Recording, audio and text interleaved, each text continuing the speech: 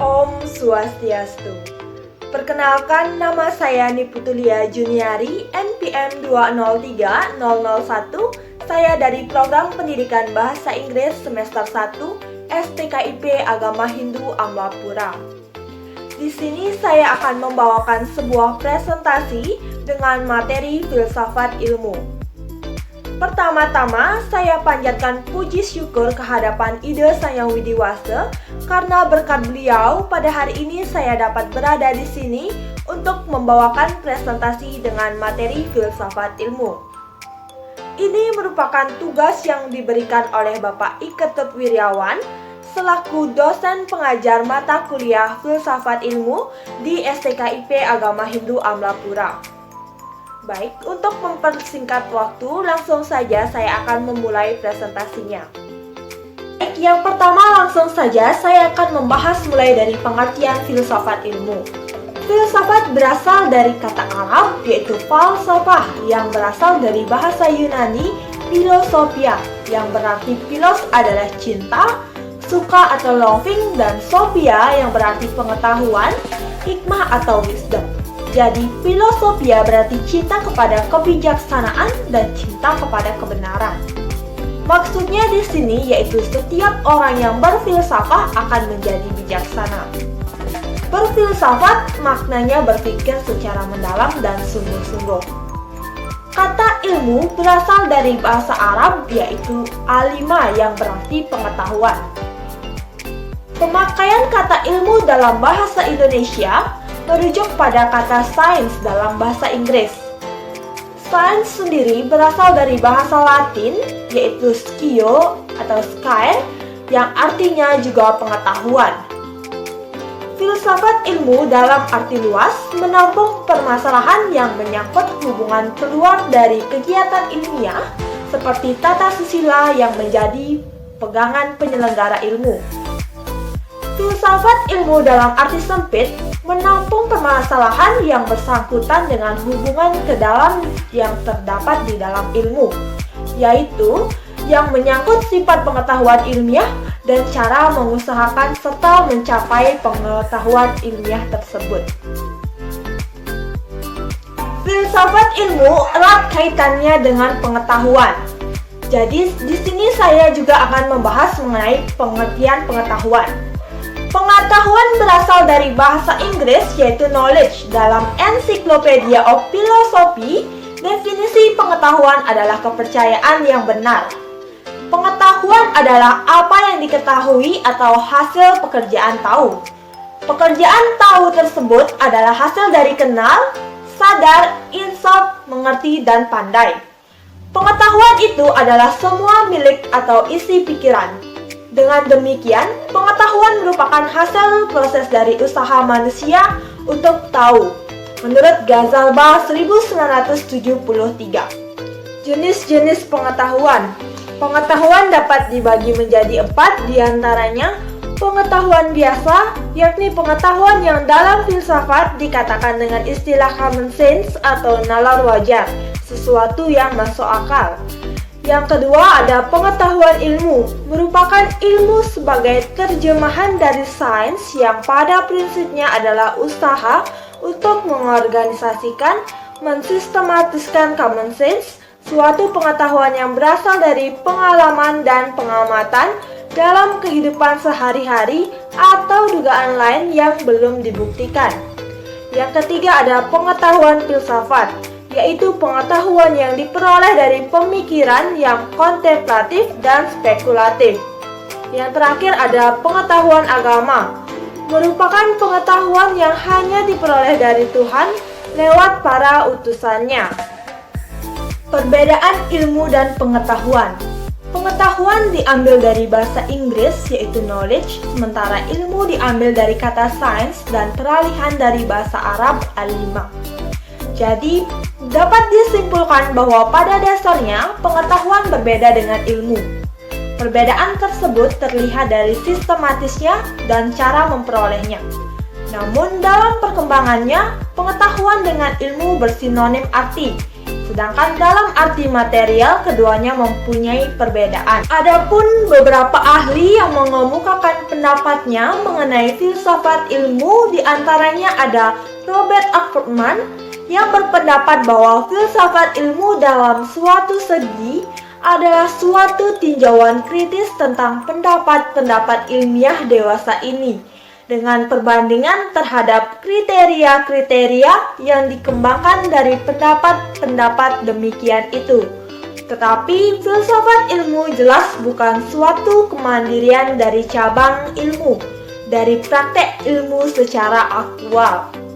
Yang kedua ada Louis Weisbeck yang memberi pengertian bahwa filsafat ilmu membahas dan mengevaluasi metode-metode pemikiran ilmiah serta mencoba menemukan dan pentingnya upaya ilmiah sebagai suatu keseluruhan.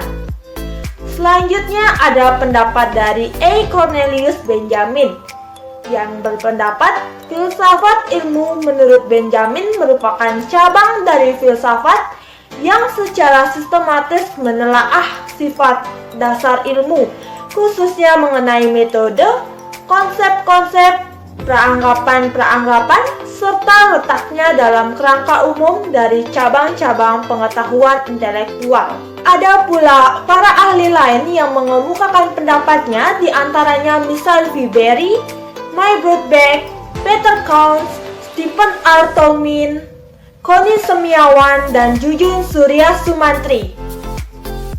Ruang lingkup filsafat ilmu. Adapun beberapa komponen dari filsafat ilmu diantaranya yaitu ontologi ilmu, epistemologi ilmu, dan aksiologi ilmu. Ontologi ilmu meliputi apa hakikat ilmu itu, apa hakikat kebenaran dan kenyataan yang inheren dengan pengetahuan ilmiah, yang tidak terlepas dari persepsi filsafat tentang apa dan bagaimana atau yang ada itu. Yang kedua, epistemologi ilmu meliputi sumber, sarana, dan tata cara menggunakan sarana tersebut untuk mencapai pengetahuan ilmiah.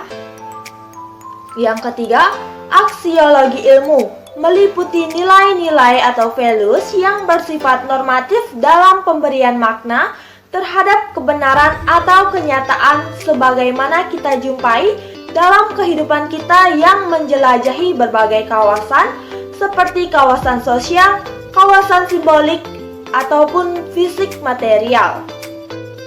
Selanjutnya ada objek filsafat ilmu. Dilihat dari objek material atau lapangan, bersifat khusus dan empiris. Ilmu hanya terfokus pada disiplin bidang masing-masing secara kaku dan terkotak-kotak, sedangkan kajian filsafat tidak terkotak-kotak dalam disiplin tertentu. Dilihat dari objek formal atau sudut pandang, bersifat teknik, yang berarti bahwa cara ide-ide manusia itu mengadakan penyatuan diri dengan realita. Selanjutnya, ada filsafat ilmu pada prinsipnya memiliki dua objek substantif dan dua objek instrumentatif. Satu, objek substantif yang terdiri dari dua hal, di antaranya satu fakta atau kenyataan, yaitu empiris yang dapat dihayati oleh manusia. Yang kedua ada kebenaran. Secara esensial dikenal dua teori kebenaran, yaitu teori kebenaran korespondensi dan teori kebenaran koherensi. Yang kedua ada subjek instrumentatif yang terdiri dari dua hal pula. Yang pertama ada konfirmasi, yaitu untuk menjelaskan, memprediksi proses dan produk yang akan datang atau memberikan pemaknaan. Yang terakhir ada logika inferensi, yaitu studi logika adalah studi tentang tipe-tipe tata pikir. Adapun beberapa tujuan dalam mempelajari filsafat ilmu diantaranya, dengan mempelajari filsafat ilmu diharapkan mahasiswa semakin kritis dalam sikap ilmiahnya. Yang kedua, mempelajari filsafat ilmu mendatangkan kegunaan bagi para mahasiswa sebagai calon ilmuwan untuk mendalami metode ilmiah dan untuk melakukan penelitian ilmiah. Yang ketiga, memiliki pemahaman yang utuh mengenai ilmu dan mampu menggunakan pengetahuan tersebut sebagai landasan dalam proses pembelajaran dan penelitian ilmiah. Yang keempat, mempelajari filsafat ilmu memiliki manfaat praktis. Setelah mahasiswa lulus dan bekerja, mereka pasti berhadapan dengan berbagai masalah dalam pekerjaannya. Yang kelima, untuk memecahkan masalah diperlukan kemampuan berpikir kritis dalam menganalisis berbagai hal yang berhubungan dengan masalah yang dihadapi. Yang keenam, membiasakan diri untuk bersifat logis rasional dalam opini dan argumentasi yang dikemukakan. Yang ketujuh, mengembangkan semangat toleransi dalam perbedaan pandangan atau pluralitas, karena para ahli filsafat tidak pernah memiliki satu pendapat baik dalam isi, perumusan masalah maupun penyusunan jawabannya. Yang terakhir, mengajarkan cara berpikir yang cermat dan tidak kenal lelah. Adapun beberapa fungsi dari filsafat ilmu, diantaranya yaitu sebagai alat mencari kebenaran dari segala fenomena yang ada. Yang kedua, mempertahankan, menunjang, dan melawan atau berdiri netral terhadap pandangan filsafat lainnya. Yang ketiga, memberikan pengertian tentang cara hidup, pandangan hidup, dan pandangan dunia. Yang keempat, memberikan ajaran tentang moral dan etika yang berguna dalam kehidupan. Yang kelima, menjelaskan keberadaan manusia di dalam pengembangan ilmu pengetahuan dan teknologi yang merupakan alat untuk membuat hidup menjadi lebih baik. Yang keenam, filsafat ilmu memberikan kebiasaan dan kebijaksanaan untuk memandang dan memecahkan persoalan-persoalan dalam kehidupan sehari-hari. Yang terakhir, filsafat ilmu mengajak untuk berpikir secara radikal, holistik, sistematis sehingga kita tidak hanya ikut-ikutan saja, mengikuti pada pandangan umum, percaya akan setiap semboyan dalam surat-surat kabar, tetapi secara kritis menyelidiki apa yang dikemukakan orang, mempunyai pendapat sendiri dan cita-cita mencari kebenaran. Selanjutnya adalah pembahasan singkat mengenai arah filsafat ilmu. Arah filsafat ilmu secara potensial turut mendorong perkembangannya pemikiran tentang hakikat manusia, sehingga menghasilkan perbaikan-perbaikan validasi dan signifikasi konsep filsafat ilmu. Hal ini mengandung arti turut mendorong berkembangnya filsafat tentang manusia atau antropologi filsafat. Sehubungan dengan ini, lahirlah arah dan konsep tentang hakikat manusia sebagai animal rasional, animal sosial, animal symbolicum, homo sapiens, homo economicus, homo homini lupus, homo ludens, dan sebagainya. Baik, yang terakhir adalah hubungan antara filsafat dan ilmu. Filsafat dan ilmu pada dasarnya adalah dua kata yang saling berkait, baik secara substansial maupun historis, karena kelahiran ilmu tidak lepas dari peranan filsafat. Filsafat telah merubah pola pemikiran bangsa Yunani dan umat manusia dari pandangan mitosentris menjadi logosentris. Perubahan pola pikir tersebut membawa perubahan yang cukup besar dengan ditemukannya hukum-hukum alam dan teori-teori ilmiah yang menjelaskan bagaimana perubahan-perubahan itu terjadi, baik yang berkaitan dengan makrokosmos maupun mikrokosmos. Dari sinilah lahir ilmu-ilmu pengetahuan yang selanjutnya berkembang menjadi lebih terspesialisasi dalam bentuk yang lebih kecil dan sekaligus menjadi aplikatif dan terasa manfaatnya. Filsafat sebagai induk dari segala ilmu membangun kerangka berpikir dengan meletakkan tiga dasar utama, yaitu ontologi, epistemologi, dan aksiologi.